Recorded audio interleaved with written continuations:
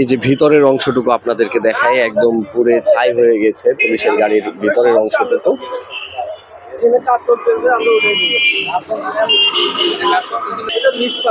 রমনা থানার সামনে একটি পুলিশের গাড়িতে আগুন লেগে যায়। এখানে স্থানীয়রা এবং প্রত্যক্ষদর্শী যারা ছিলেন তারা জানিয়েছেন এখানে মেস্তরি কাজ করার সময় আসলে শর্ট সার্কিট হয়ে এখানে আগুন লেগে যায়।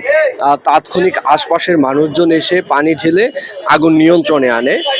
ইতিমধ্যেই কিন্তু পুলিশের পক্ষ থেকে যারা ছিলেন তারাও এসে খোঁজ খবর নিচ্ছেন।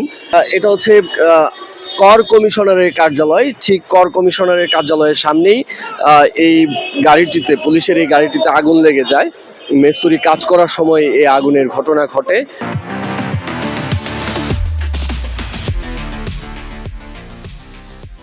আমরা একটু আপনাদেরকে যিনি এই গাড়িটি চালান তার সাথে আমাদের একটু কথা বলার চেষ্টা করব। ভাই, একটু যদি কথা বলতেন, কি হয়েছিল?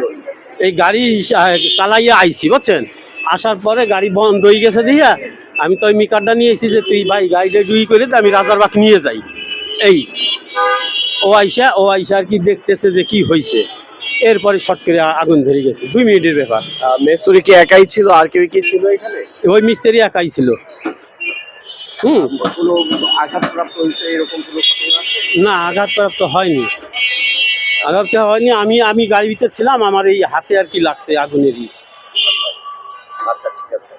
যেমনটা জানাচ্ছিলেন, আসলে উনি এই গাড়িটি চালিয়ে আসছিলেন, কিন্তু এখানে মেস্তরিকে দিয়েছিলেন কাজ করার জন্য। কাজ করার সময় শর্ট সার্কিট হয়ে কিন্তু এই আগুনের সূত্রপাত।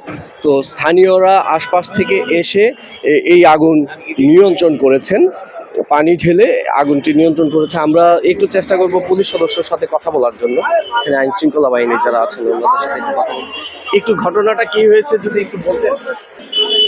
এই যে আমাদের এই লেগুনা গাড়িটার যে ড্রাইভার লিয়াকত, গাড়ি স্টার্ট নিচ্ছে না, এই জন্য পাশের দোকান থেকে একজন মেকার নেওয়া হয়েছে এবং এই মেকার কাজ করতেছিল, সকাল থেকে কাজ করতেছিল, কিন্তু কাজ করার এক পর্যায়ে কিভাবে যেন হঠাৎ সার্কিট হয়ে আগুন লেগে গেল। এর পরবর্তীতে আমরা সবাই কাছে ছিলাম, আইসা আমরা সবাই আগুন নিবে না সামর্থ্য হয়েছি। এই তুমি কাজ করতেছিলে না? কি ছিল?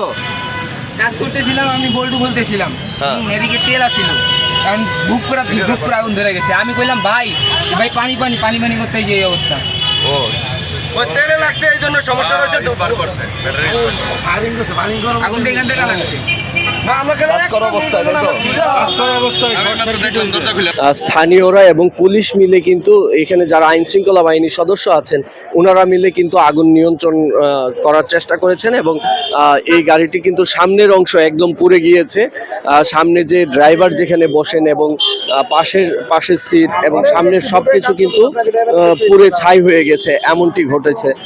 তো এখন কিন্তু স্থানীয়রা এবং আইন শৃঙ্খলা বাহিনীর যারা ছিলেন তারা কিন্তু এসে এখানে আগুন নিয়ন্ত্রণ করেছেন। এই যে ভিতরের অংশটুকু আপনাদেরকে দেখায়, একদম পুরে ছাই হয়ে গেছে পুলিশের গাড়ির ভিতরের অংশটুকু। এই ছিল রমনা থানার সামনে থেকে সর্বশেষ পরিস্থিতি।